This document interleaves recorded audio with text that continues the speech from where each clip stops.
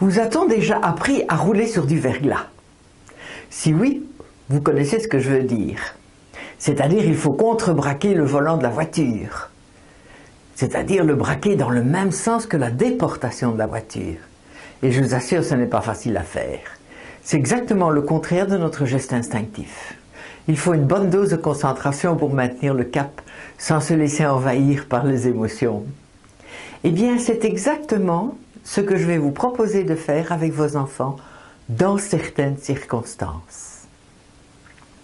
Pour bien comprendre ce dont il s'agit, je vais vous raconter l'histoire qui est arrivée au plus jeune fils de Milton Erickson. Milton Erickson fut un thérapeute hors du commun, c'est lui qui inventa bien sûr l'hypnose ericksonienne.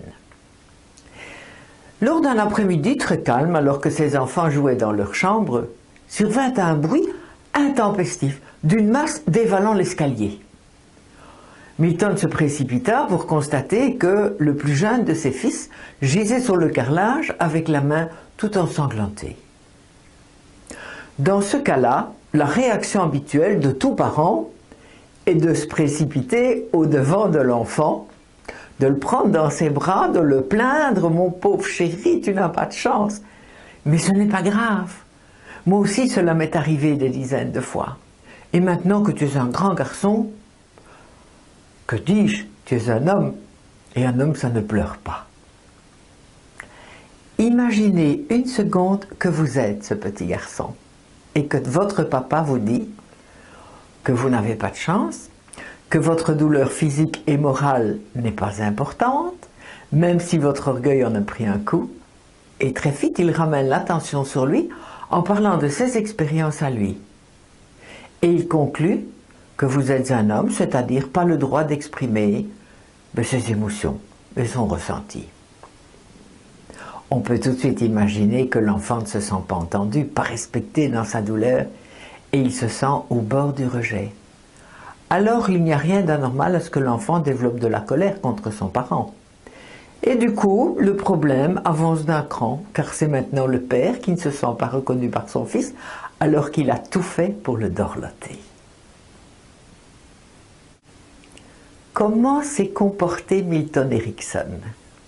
Il est arrivé posément vers son fils qui gisait sur le sol, il s'est fortement intéressé à la quantité de sang qui coulait de sa main et lui a dit « Waouh, c'est du sérieux! On dirait que ta blessure est encore plus grave que celle de ton frère quand il a enjambé la haie du voisin. Et on dirait également que tu perds plus de sang que lui. » Analysons ce qui se passe. Que se passe-t-il dans la tête de l'enfant? Tiens, mon père me parle comme un adulte, il laisse sous-entendre que ce que j'ai est grave, ce qui donne de la crédibilité à ma douleur. Ensuite, il fait un comparatif avec mon frère, ce qui crée dans mon cerveau un besoin de me remémorer les situations et de les comparer. Ben oui. En faisant cela, Milton oblige l'enfant à se dissocier de ses sensations et de ses émotions. Il place l'activité de l'enfant dans le raisonnement et non dans le ressenti.